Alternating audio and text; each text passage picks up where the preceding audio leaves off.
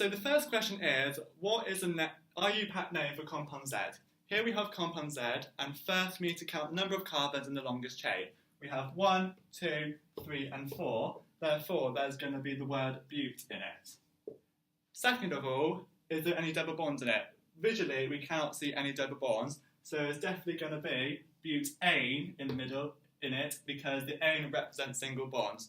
Now, let's look at the substituents. As you can see here, there's a substituent right here, so there's going to be methyl in it because it's a methyl group.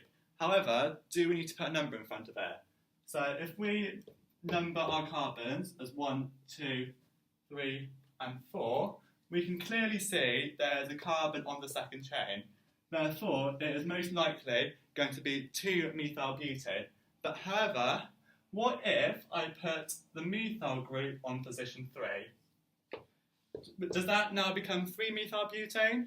No, because if we swap the numbers around, 1, 2, 3, and 4, that is exactly the same as when the methyl group was pointing up. But what if I put the methyl group at the end here? Does that then become 1-methylbutane? No, it doesn't, because now we have 1, 2, 3, 4, 5 carbons that indicates that it is going to be pentane. So overall, we do not need the 2 at the front of it, because the methyl group can only go in position 2. It cannot go in position 3 because it wants the lower numbered carbon first. So part 2 of this question, we have got to find the Newman projections for methylbutane with the CC-CC dihedral angle. But first, make sure everyone gets out their model kits.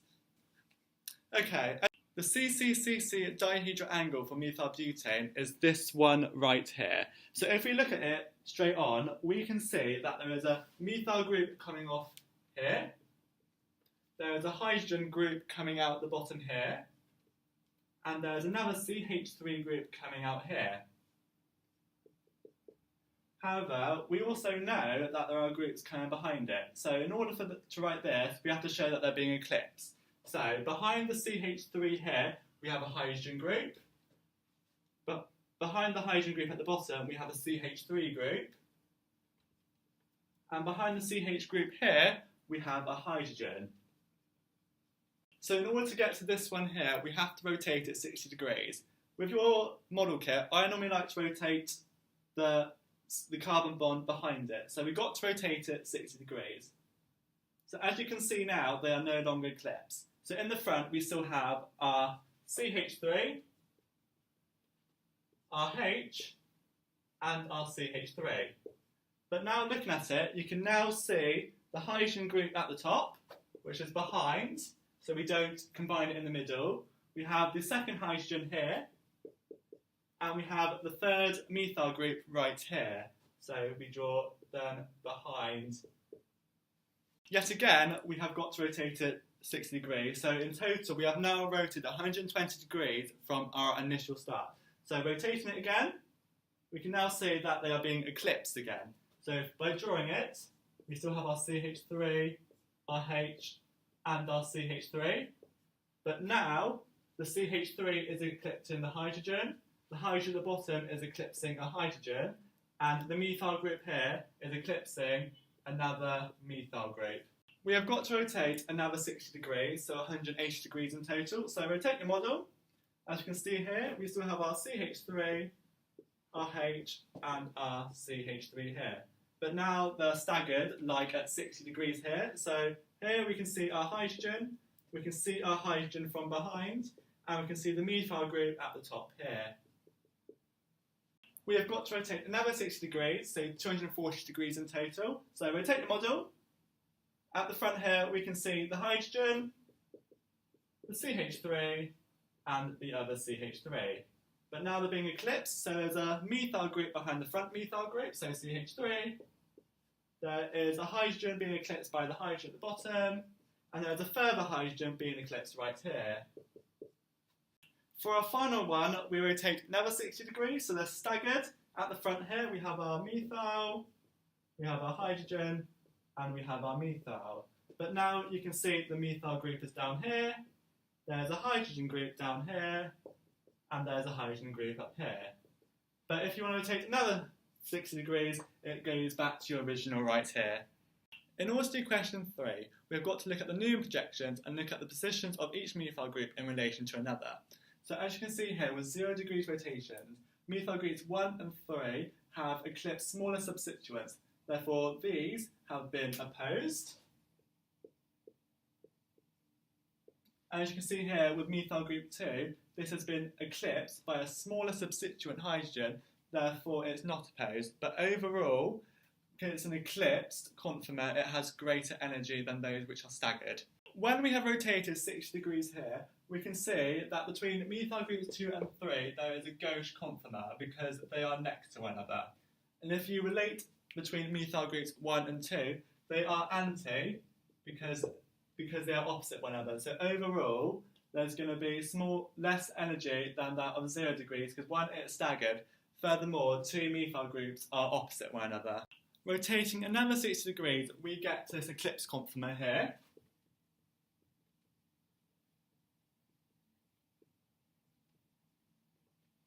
However, unlike 0 degree rotation, the 100 degree rotation is going to have greater energy because of the torsional strain between methyl groups 2 and methyl group 3. Because if you use your model, they are extremely close to one another.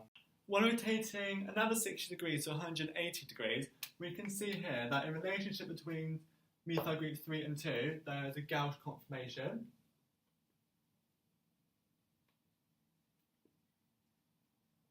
However, in relationship between methyl groups 2 and 1, there's another gauche conformation.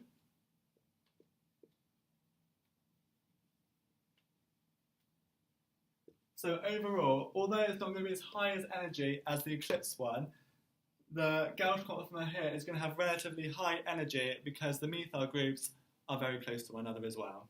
Rotating another 60 degrees to 240 degrees, we can see there is another eclipse conformation.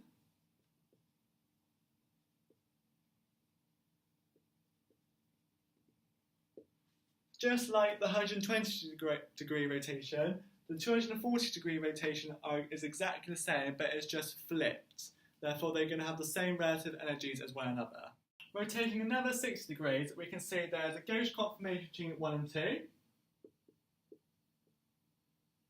And then there's an anti-conformation between 2 and 1. As we've seen before, this is also the same as a 60 degree rotation. Therefore, the 360 degree rotation is going to be exactly the same regarding the relative energies. Then if you want to rotate another 60 degrees again, we get back to our start at 0 degrees.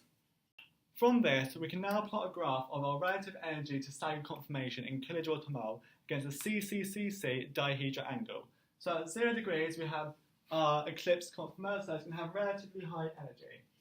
We now move on to our staggered, and we know that staggers have lower relative energies compared to eclipse. So, let's plot it roughly down here. Now, when we get to another eclipse, we know that the 2 methyl groups are eclipsing one another because they're so big, there's going to be great torsional strain. So there's going to be greater energy than our 0 degree rotation. So if I plot it about up here, at 180, although it's staggered, so we know there's going to be less energy than the eclipse, although the CH3 methyl groups are roughly next to each other, so the energy is going to be roughly lower up here. 240, we're back to our eclipse conformation, just like we were at 120, so we plot it in the same place. At 300, we're the same as we were at 60 degrees, so we're going to plot it down here. But at 360, which is exactly the same as our 0 degree conformation, we're going to plot it roughly here. So if we draw out the dots,